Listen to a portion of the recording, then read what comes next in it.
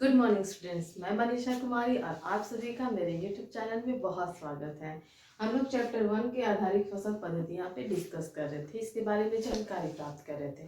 उसी में थोड़ा सा और आगे बढ़ते हैं। तो सबसे पहले मेरा क्वेश्चन आप लोगों से है कि सजीवों को जीवित रहने के लिए किन किन चीज़ों की आवश्यकता होती है। उन्हें जीवित रहने के लिए क्या जरूरी है। तो इसके लिए तो सबसे पहले ये जानना पड़ेगा कि सजीव में क्या क्या आते हैं, और उसके बाद जब पता चल जाएगा कि सजीव में क्या क्या आते हैं, उसके बाद ये समझना बहुत आसान हो जाएगा कि उनको जीवित रहने के लिए किन किन चीज़ों की आवश्यकता होती है। सजीव में क्या क्या आते हैं, हमारे मानव प्राणी, पेड़ पौधे, पशु पक्षी, जीव जंतु, ये सारे सजीव में आते हैं। तो हम लोग पेड़ पौधे सजीव में जो आते हैं उसका तात्पर्य हमारा यहाँ पे फसल से है, यानी कि फसल में पेड़ पौधे ही फसल में आ जाते हैं। अभी यहाँ पे क्लियर हो गया कि सजीवों में ये चीज आएंगे। अब इसमें सजीवों को जीवित रहने के लिए किन चीजों की आवश्यकता होगी।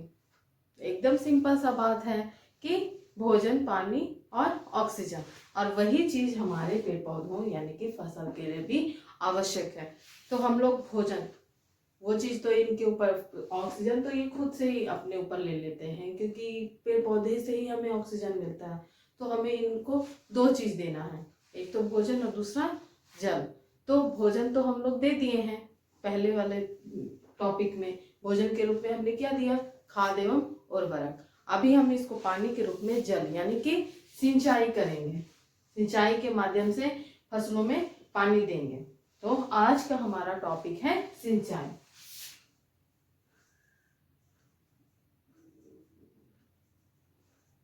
क्लियर है यहाँ तक। सिंचाई हमारा ये आधारित फसल पद्धतियों का नेक्स्ट टॉपिक है।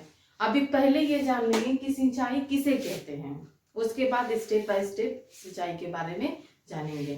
तो सिंचाई उसे कहते हैं जब हम फसलों में या पेड़ पौधों में विभिन्न अंतराल पे समय समय पे पानी देते हैं या पानी पटाते हैं या फिर उसको जल उपलब्ध कराते हैं। पेड़ पौधों को, फसलों को जल उपलब्ध कराते हैं, तो वो हमारा सिंचाई कहलाता है। क्लियर है यहाँ तक। अभी हम सिंचाई के बारे में जानिए हैं कि सिंचाई किसे कहते हैं, तो इनकी आवश्यकता जानते हैं कि सिंचाई से फसलों को क्या फायदा होगा। ठीक है, इसका फायदा जान लेते हैं। फायदा या फिर सिंचाई की आवश्यकता क्या क्या हो।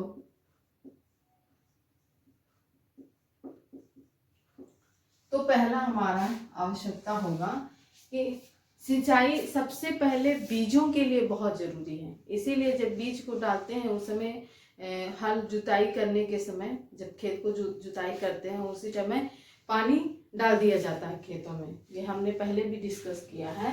तो उसके लिए सिंचाई जरूरी है। जब सिंचाई किया जाएगा, पानी खेत में रहेगा, तभी वो बीज, जिस बीज को हम लोग डाल रहे हैं फसलों की उपज के लिए, वो बीज अंकुरित हो पाएगा। तो बीजों के अंकुरण के लिए सबसे ज्यादा जरूरी है हमारा सिंचाई। अंकुरित बीज होगा तभी आपका पौधा उगेगा, उसके लिए सिंचाई जरूरी है। अंकुरित बीज के लिए, है ना, अंकुरित बीजों के लिए सिंचाई जरूरी है।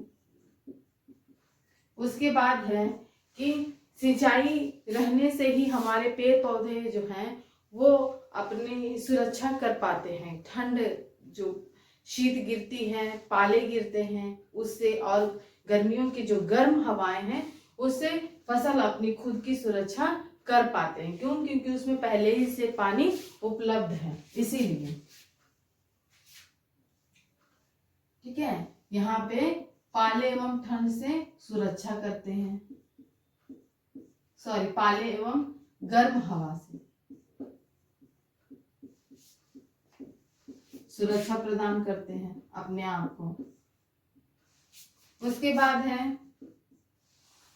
कि सिंचाई के माध्यम से ही जो हमारा मिट्टी में पोषण होता है, मिट्टी में जो पोषण होता है वो जब हम खेतों में पानी देते हैं तो वो पानी में घुल जाता है, और घुल के ही पौधे के विभिन्न भागों में पहुंचता है। तो पोषक तत्वों को अपने अंदर अवशोषित करने के लिए हमें फसलों में सिंचाई देनी होती है। पोषक तत्वों के अवशोषण के लिए। ठीक है,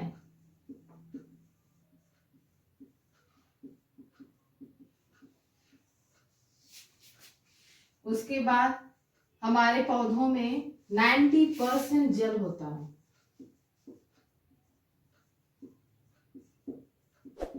हमारी फसलों में जो है वो 90% जल होता है।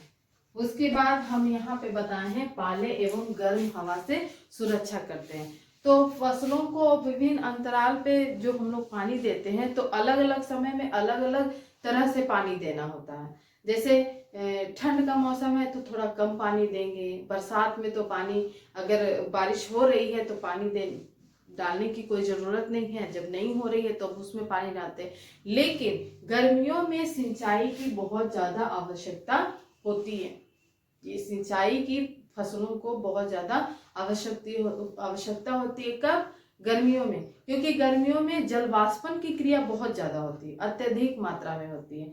बहुत कड़क धूप होती है, जिसकी वजह से जितना भी पानी है वो भाप के रूप में अपना ऊपर बादल में चला जाता है। जल वाष्पन की क्रिया बहुत अत्यधिक होती है, इसलिए जरूरी है गर्मियों में सिंचाई देना। जल वाष्पन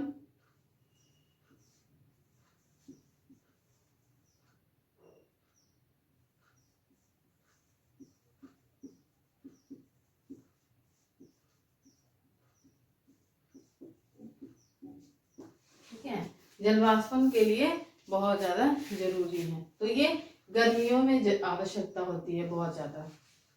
क्लियर है? यहाँ पे हमारा ये फायदा, आवश्यकता, सिंचाई का ये फायदा है और आवश्यकता। उसके बाद हम जानेंगे कि सिंचाई किस किस तरीके से की जाती है। हमने जान लिया सिंचाई क्या होता है, उसके बाद सिंचाई के फायदे क्या हैं। अब जानेंगे कि सिंचाई कैसे करेंगे, खेतों में फसलों में को सिंचाई कैसे देंगे। तो उसके स्रोत हैं, है ना।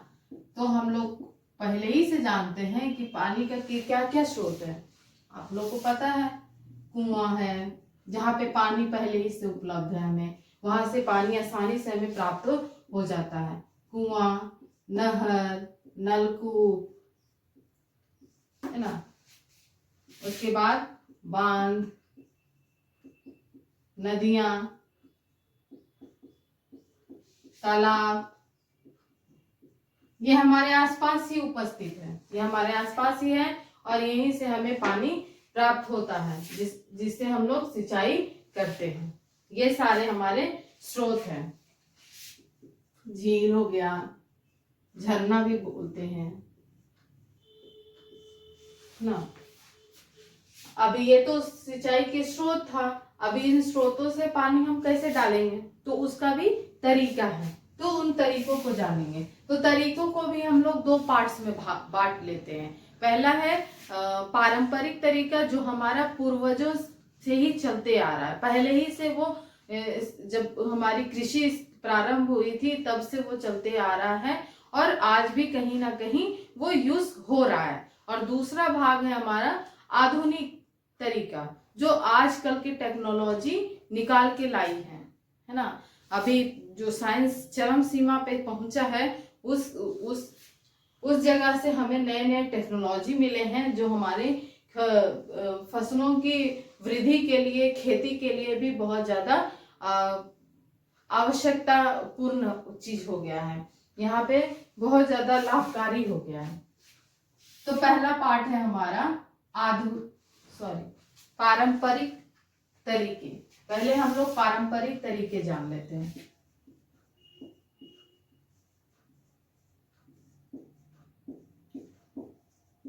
इसमें भी अलग अलग तरीके का सिंचाई होता था, पहले ही से जो चलते आ रहा है। लोग अलग अलग जगह में जिस तरीके का क्षेत्र है, वहां का लोग उसी तरीके से सिंचाई का अलग अलग तरीका निकाल के लाए हैं, लेकिन स्रोत तो यही है। अधिकतर लोग कुआं का ही इस्तेमाल करते थे। तो इसमें पहला है आपका ढेकली, ढेकी भी बोलते हैं, है ना। उसके बाद है मोट,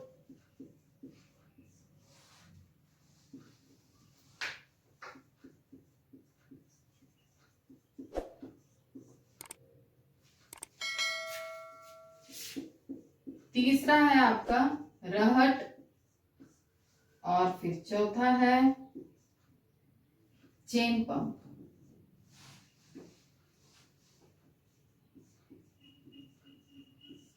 ठीक है, ये 4 तरीके का स्रोत है, 4 तरीका है पारंपरिक सिंचाई के लिए। ठीक है, लेकिन इसमें अधिकतर ये चारों में हमारा जो है वो कुआं इस्तेमाल हो रहा है। कहीं कहीं पे नदियां भी इस्तेमाल होती है। ठीक है, ये भी इस्तेमाल, शुरू में तो यही नदी ही इस्तेमाल होता था, लेकिन जब कुआं की खुदाई हुई तो कुआं से स्टार्ट किया। तो नदियों से सबसे ज्यादा आसान कुआं ही लगा, क्योंकि कुआं में ही ये लोग ये सारे चीजों को पहले ही से स्थापित कर देते थे, फिट कर देते थे। तो हम लोग जानते हैं कि ढेकली कैसा होता था, इससे कैसे सिंचाई की जाती थी। तो इसमें भी था कुआं। ठीक है, कुएं में ही इस तरीके का बनाया जाता था। ये आपका रस्सी है ना, और ये लकड़ी है, इसको यहाँ पे बांधा गया है, और यहाँ पे एक बड़ा सा पत्थर को, इसी मोटा सा लकड़ी है, इसी में बांध दिया गया था, है ना। ये डंडा लंबा सा रहता है, इसी में मोटा सा ये कोई पत्थर हो गया या फिर कुछ भारी चीज को यहाँ पे बांध दिया जाता था। और लोग क्या करते थे, इसकी सहायता से ही यहाँ पे इसको उठाते थे, ऐसे ऊपर ठेलेंगे तो ये रस्सी जो है वो ऊपर का पार्ट वो नीचे जाएगा, और इसको फिर धीरे से नीचे की तरफ करेंगे तो ये पानी भर के ऊपर आता था। ठीक है, जब ये खाली हो जाता था तो ये अपने आप ऊपर चला जाएगा, क्योंकि उसमें वजन तो नहीं है, जस्ट तराजू के जैसा। आपने तराजू देखा होगा, अब तो इलेक्ट्रिक तराजू आ गया है टेक्नोलॉजी के अनुसार, लेकिन पहले जो अभी भी यूज होता है तराजू, आप लोग कोट वाले चीज में भी देखे होंगे, एक अंधी औरत तराजू लेके खड़ी रहती है, जस्ट ये भी वही फार्मूला है, एकदम सेम टू सेम। तो यहाँ पे ये खाली रहेगा तो ये ऊपर उठ जाता है और ये नीचे, और फिर ये इसमें बाल्टी में पानी आ जाएगा आपका, और ये जब ये इसमें पानी भर गया है तो इसको रस्सी को ऊपर खींचते थे लोग, तो ये अपने आप नीचे हो जाता था। फिर ये बाल्टी पकड़ के आप खेत की सिंचाई आसानी से कर पाते थे वो लोग। और आसान अपने आप का काम आसान करने के लिए ये लोग यहीं से एक बना दिया जाता था। पहले तो क्या बोलते हैं, वो पाइप नहीं रहता था ना, पहले फीता, जो मोटा मोटा फीता वाला पाइप यूज करते हैं वो लोग, वो पहले यूज नहीं होता था, नहीं था। तो उस समय यहाँ पे टीन से या फिर आरी, जो खेत का जो आरी रहता है वहीं पे, पुराने खेतों में जब आप लोग देखे होंगे, छोटे होंगे तो, या फिर आपके दादा परदादा कोई भी बताते होंगे कि 2 खेतों के बीच में गड्ढा बना रहता था, नाला टाइप का। तो नाला इसी के लिए बना रहता था, उसी नाले में पानी डाल दिया जाता था, और वो पानी जिसको जिसको खेत में देना है अपना वहां पे बांध बना करके लेते थे। तो इस तरीके से ढेकली से हमारा सिंचाई होता था। उसके बाद है मोट। मोट भी इसी तरीके का होगा, ये भी कुआं में ही यूज होता था। ठीक है, ये रहा आपका कुआं, इसमें है पानी, और यहाँ पे पहले ही से दीवार के जैसा खड़ा किया रहता था ना, यहाँ पे पहले ही से बना दिया जाता था खंभा, है ना। ये मिट्टी के अंदर है, और यहाँ रस्सी लटकी हुई है, यहाँ पे बाल्टी है। तो इसकी सहायता से करते थे।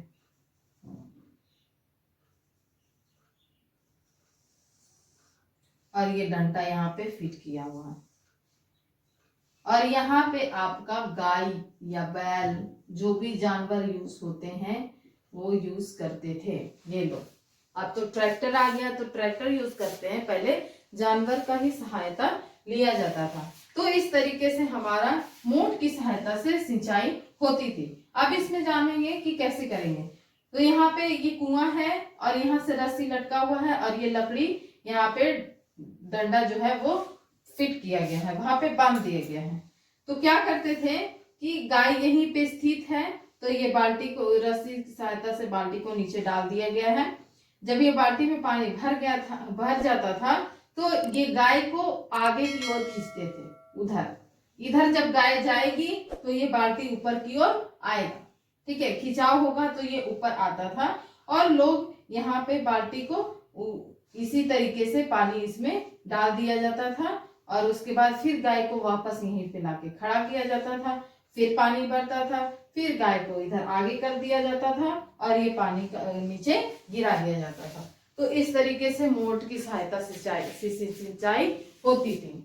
अभी है रहर, इसमें थोड़ा सा नयापन आया, इसमें ये तो बहुत पौराणिक हो गया, अब इसमें से थोड़ा सा नयापन आया। इसमें क्या हुआ कि ये भी कुआं में ही इस्तेमाल हुआ है। यहाँ पे कुएं में एक बड़ी सी चक्री बना दी जाती थी, यहाँ पे फिट किया जाता था चक्री को।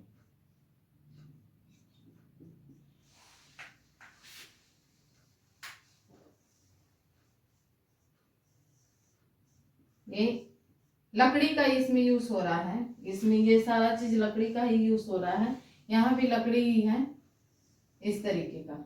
और यहाँ पे टीन या बाल्टी को ऐसे फिट कर देते थे।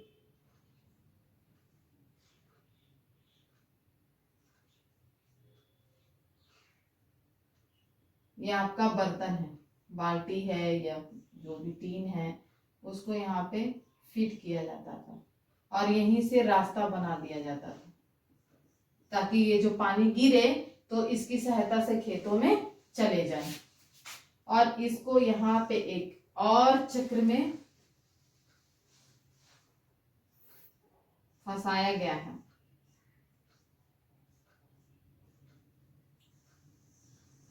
और ये चक्की जो है इसका भी बाहर में इस तरीके का घात बना हुआ,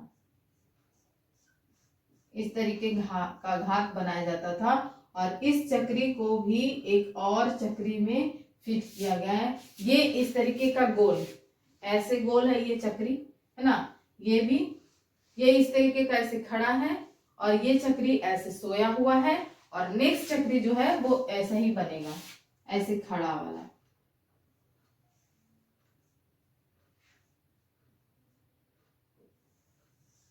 और इसमें भी इस तरीके का घात बना हुआ है, ठीक है। अब इसको जो है गाय या बैल के साथ बांध दिया जाता था। यहाँ पे एक लकड़ी बना हुआ है और यहाँ पे रस्सी से गाय या बैल को बांध दिया जाता था, फिट किया जाता था उस तरीके का। तो यहाँ से यहाँ तक पाइप लगा हुआ है, यहाँ से यहाँ भी पाइप लगा हुआ है और यहाँ भी पाइप निकला हुआ है और यहाँ पे गाय को बांध दिया गया है। अभी यहाँ पे समझिए, यहाँ पानी है पूरा। अभी यहाँ पे क्या है कि कुआं जो है यहाँ नीचे, तो ये जो चक्री है वो इस तरीके का खड़ा रहेगा, ठीक है, ऐसे खड़ा है और ये नेक्स्ट चक्री जो है वो इस तरीके का सोया हुआ है और उसके बाद वाला फिर खड़ा हुआ है, ठीक है। तो इसमें ये जो खड़ा हुआ है तो यहीं पे बाल्टी ऐसे ऐसे बंधा हुआ है, तो जब ये चक्री गोल घूमेगा तो यहाँ से बाल्टी पानी भर भर के ऊपर जाएगा। ये अंदर गड्ढे में है, मैं यहाँ पे ड्रॉ कर दी हूँ ऊपर में, लेकिन ये नीचे गड्ढा में ही है ताकि कुएं का पानी का जो लेवल है वो इससे टच हो। जब पानी का लेवल टच होगा तभी तो बाल्टी भरेगा, इसीलिए वो टच करने के लिए वो नीचे लगाया जाता था, लेकिन मैं यहाँ पे ऊपर में ड्रॉ की हूँ ताकि आप आसानी से समझ जाएं। तो जब ये चक्री राउंड होगा तो यहाँ से बाल्टी पानी भरते जाएगा और यहाँ बाल्टी का मुंह ऐसे है तो यहाँ से ऐसे पानी भर रहा है, फिर ऐसे घूम रहा है, तो यहाँ जब यहाँ टर्न होगा तो ये पानी तो गिरेगा ही, तो यहाँ से पानी गिरते जाता था। तो यहाँ से पहले ही से टीन का बना दिया गया है घाट, ताकि वो पानी जब यहाँ पलटे तो इसी नाले में जाके फिर सिंचाई कर दिया जाएगा। तो इस तरीके से ये राउंड होगा और ये जो चक्री है इसमें ऐसे ऐसे घात बना हुआ है, तो ये ऐसे ऐसे राउंड हो रहा है, ठीक है, ऐसे ऐसे राउंड हो रहा है। और ये चक्री ऐसे है तो ये ऊपर से ऐसे राउंड हो रहा है। क्लियर है? तो जब मान लें जाए ये वाला ये चक्री है और ये वाला ये है, यहाँ पे घात बना हुआ है, तो ये जब ऐसे घूमेगा तब ये ऐसे घूमेगा, फिर ऐसे घूम रहा है, फिर यहाँ पे टच हो रहा है तो ये ऐसे। तो इस तरीके से ये जो गाय है या बैल है वो इसके चारों तरफ घूम रहा है, तो ये घूमेगा तो ये चक्री भी ऐसे घूमेगी और ये चक्री ऐसे घूमेगी। तो ये जो घात है इसमें ये चक्री का जो घात है वो फंसता जाएगा, ऐसे फंसेगा तो ये ऐसे पूरा ऐसे के ऐसे घूमता चला जाएगा। तो इस तरीके से रहट की सहायता से सिंचाई की जाती थी, उसको वहां पे फिट किया जाता था। उसके बाद है आपका चेन पंप, ठीक है। चेन पंप थोड़ा सा इसमें नयापन आया। इसमें क्या हुआ कि इसको बांध में या नदियों में है ना या फिर कुओं में इसको कहीं भी फिट कर दिया जाता था। इसमें भी ये एक चक्री बना हुआ है यहीं पे, इस तरीके का बना हुआ है और यहाँ पे फीता लगा हुआ है या चैन, जो चैन होता है वो चैन यहाँ पे ऐसे फिट किया गया है और यहाँ पे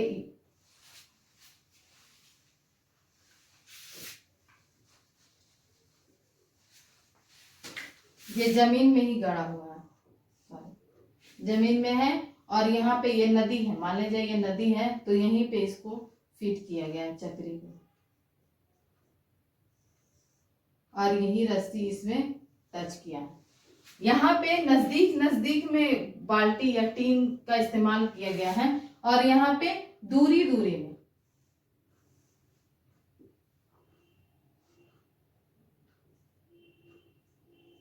यहाँ है, फिर यहाँ है, फिर यहाँ है, इतने इतने दूरी में इसको फिट किया गया।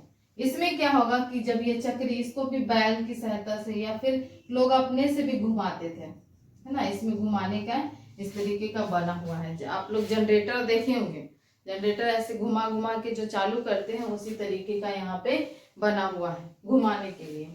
तो लोग उसको घुमाते थे तो ये चक्री घूमती थी, तो ये फीता घूमेगा ऐसे ऐसे आएगा, तो ये बाल्टी जब यहाँ पहुंचेगी तो यहाँ से पानी उठाएगी और यहाँ जाएगी और यहाँ जा करके फिर यहाँ से पानी गिराएगी।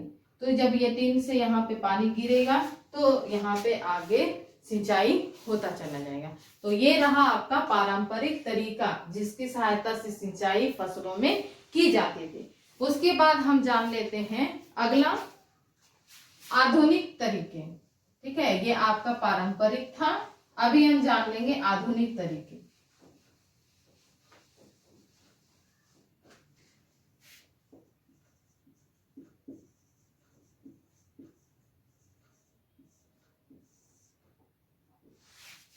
आधुनिक तरीके हमारा दो तरह का है, ठीक है। पहला है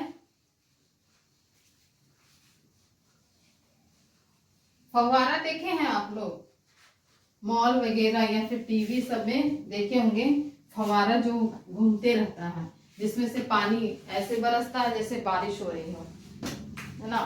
तो उसी तरीके का पहला है आपका छिड़काव तंत्र जिसको बोलते हैं।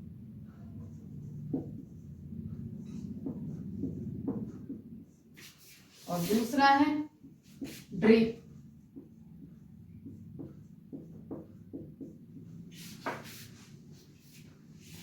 छिड़काव तंत्र जो है वो नाम से स्पष्ट है, जहां पे पानी छिटा रहा होगा ऐसे ही जैसे बारिश हो रही हो।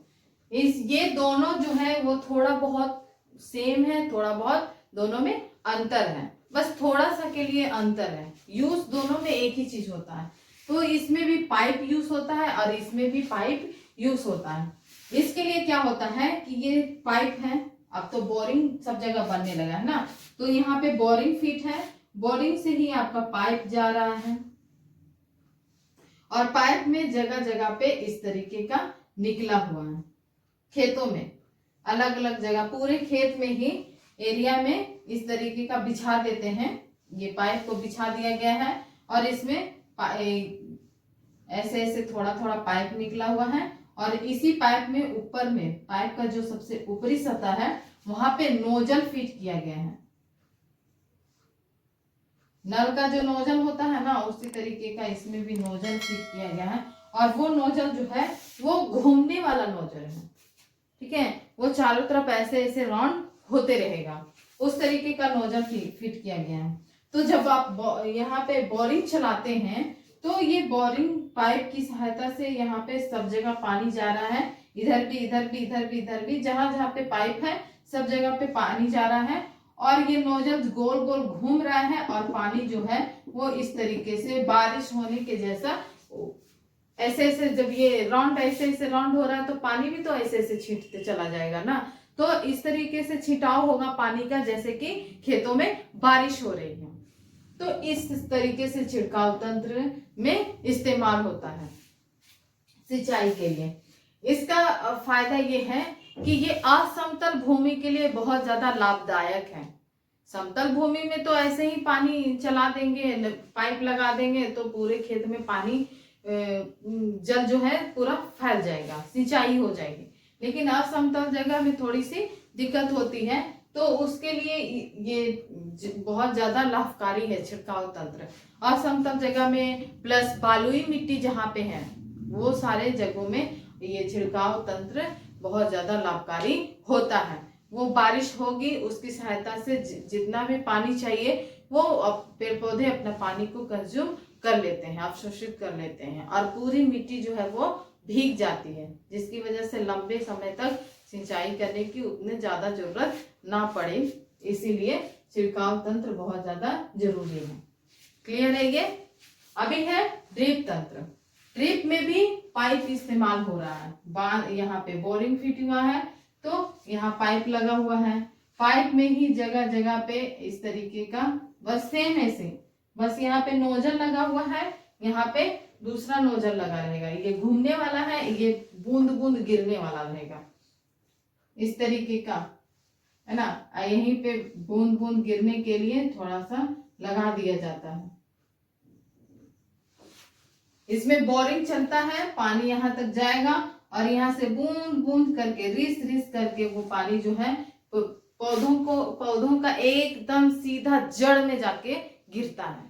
मतलब जहां पानी चाहिए जिस पौधे को बस वहीं पे जाके गिरेगा। अगल बगल की मिट्टी गीली करने की कोई जरूरत नहीं, लेकिन इसमें पूरी मिट्टी गीली होती है, इसमें मिट्टी गीली करने की कोई जरूरत नहीं है। बस वो पानी रिस रिस के आपका पौधों के जड़ों में जाकर के गिरता है ना, यहाँ जड़ में जाके गिरेगा। तो जिस पौधे के को चाहिए बस वहीं पे लगा दीजिए, वो पौधा पट में पानी अपना चला जाएगा। तो ये ड्रिप तंत्र जो है वो जितने भी फलीदार, जिस पौधे से पेड़ पौधों से हमें फल प्राप्त होता है उन पेड़ पौधों के लिए आवश्यक है, ये लाभकारी होता है। प्लस जहाँ पे पानी की कमी है उसके लिए भी ये एक वरदान की तरह है, क्योंकि पानी कमी है तो पूरी जगह मिट्टी को गीली करने की क्या जरूरत है, जहाँ पे जिस पेड़ को पानी चाहिए बस उसी को डाल देते हैं। तो यहाँ पे ड्रिप तंत्र इस तरीके से सिंचाई करते हैं। क्लियर है यहाँ तक? और ये जहाँ पे पानी की कमी होती है उसके लिए ये एक वरदान है। और ये फलदार जितने भी पेड़ पौधे हैं जिससे हमें फल प्राप्त होते हैं उनके लिए या बगीचों के लिए है ना, वृक्षों के लिए जो बड़े बड़े वृक्ष हैं उसके लिए ये बहुत ज्यादा आवश्यक है, अच्छा है ना, फायदेमंद चीज है। तो ये रहा हमारा सिंचाई।